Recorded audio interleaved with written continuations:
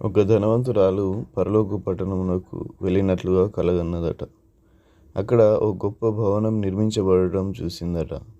అది చూసి, ఇంత గొప్ప భవనం నిర్మిస్తున్నారు ఎవరి కోసం అని ప్రక్కనే ఉన్న దూతను అడిగిందట. ఈ పెద్ద భవనం నీ దగ్గర ఉండే తోటమాలి కోసం అని దూత జవాబిచ్చాడట. ఎంత గొప్ప ఆత్మీయురాలైనా నా దగ్గర పనిచేసినందుకే నా తోటమాలికి ఇంత గొప్ప భవనం అయితే మరి నాకు ఇంకెంత గొప్ప భవనం ఉంటుందోనని తెగ మురిసిపోతూ ముందుకు సాగుతూ ఉండగా సగం నిర్మించబడి ఉన్న ఒక గుడిసె కనిపించిందట.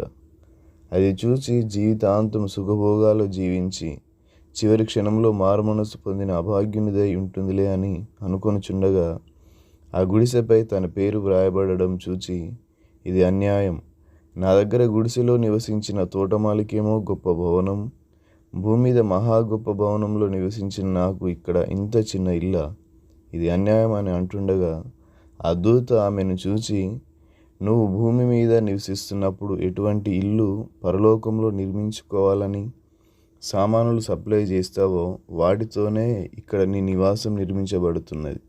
నీకున్నదంతా భూమి మీద నీ అందం కోసం, ఆరోగ్యం కోసం, సుఖం కోసం, పేరు కోసం, గొప్పల కోసం ఖర్చు చేసేసావు. నీ తోటమాలి భూమి తనకున్న డబ్బును వృధాగా ఖర్చు చేయక, సుఖభోగాల కోసం ఖర్చు చేయక, తగుమాత్రపు బట్టలు, తిండి కలిగి ఉండి వాటితో తృప్తి చెందుతూ తన శక్తికి మించి ఎంతో త్యాగముతో సువార్త సేవ కోసం, ఆత్మల రక్షణ కోసం, బలహీనులకు, బీదలకు, వృద్ధాప్యంలో అనాథలకు క్రీస్తు పేరిట సహాయం చేయుట కొరకు తనకున్నదంతా ఖర్చు చేశాడు. తాను చనిపోయేసరికి తన బ్యాంకులో ఒక్క పైసా కూడా దాచుకోలేదు, ఆస్తిపాస్తులు కూర్చుకొనలేదు. పరలోకంలో తన ఆస్తిని దాచిపెట్టుకొని గొప్ప భవనం నిర్మించుకున్నాడు. నువ్వు ధనవంతురాలవై ఉండి దేవుని సేవకు, సువార్త వ్యాప్తికి ఎంతో సహాయం చేయగలిగి కూడా విలాసవంతమైన జీవితాన్ని గడుపుతూ స్థలాలు, పొలాలు కొంటూ పేరు ప్రఖ్యాతల కోసం ప్రాకులాడావు. కానీ ఏవి మాన్యమైనవో, ఏవి రమ్యమైనవో, ఏవి ఖ్యాతి గలవో, ఏవి దేవుని మహిమపరచునో వాటి మీద ధ్యాస ఉంచక బ్రతికిన 4 రోజులు వ్యర్థముగా జీవించావు. నువ్వు చనిపోయినప్పుడు ఎన్నో లక్షల రూపాయలు బ్యాంకులో వదిలిపెట్టావు. నీవు కష్టపడి సంపాదించిన స్థలాలు, పొలాలు అలానే విడిచి వచ్చేసావు. నీ డబ్బును, నీ ఆస్తిపాస్తులను నువ్వు చనిపోయిన తర్వాత ఎవరు దానిని స్వతంత్రించుకుంటారో, ఎలా వాటిని వ్యర్థం చేసుకుంటారో తెలియనప్పుడు నీవు బ్రతికుండగానే వాటిని ప్రభు రాజ్య వ్యాప్తి కొరకు ఖర్చు చేసి పేదల సహాయార్థం వినియోగించి దేవుణ్ణి మహిమపరిచినట్లయితే ఎంత ధన్యత. But it is too late now. ఇదంతా నువ్వు చనిపోకముందే చేయాల్సింది, ఇప్పుడు చాలా ఆలస్యమైంది అని అంటూ ఉండగా ఆమె ఒక్కసారి భయంతో కళ్ళు తెరిచింది. కళ ద్వారా దేవుడు నేర్పిన గొప్ప పాఠాన్ని గ్రహించింది. తనకున్న ధనధాన్యములను సువార్త సేవకై వెచ్చించింది.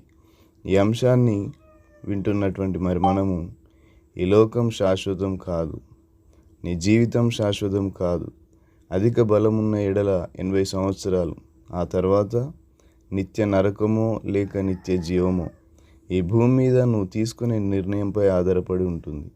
నిత్య నరకంలో ఆ అగ్నిలో పడి నిత్యము కాలుతూ ఉండాలని నిర్ణయించుకున్నట్లయితే నీ ఇష్టం వచ్చినట్లు జీవించవచ్చు. లేదా బ్రతికిన 3 నాళ్ళు దేవునికి ఇష్టడుగా జీవించి నీ ఆస్తిని, నీవు సంపాదించిన ధనమును దేవుని రాజ్య విస్తరణ కోసం, సువార్త సేవ కోసం, సేవకుల పోషణ కోసం, సంఘ నిర్మాణం కోసం, పేదల కోసం, ఆత్మల సంపద కోసం వినియోగించినట్లయితే నీవు ఈ భూమి మీద చేసే ప్రతి మంచి కార్యము పరలోకమందు నిన్ను మరింత ఐశ్వర్యవంతునిగా చేస్తుంది.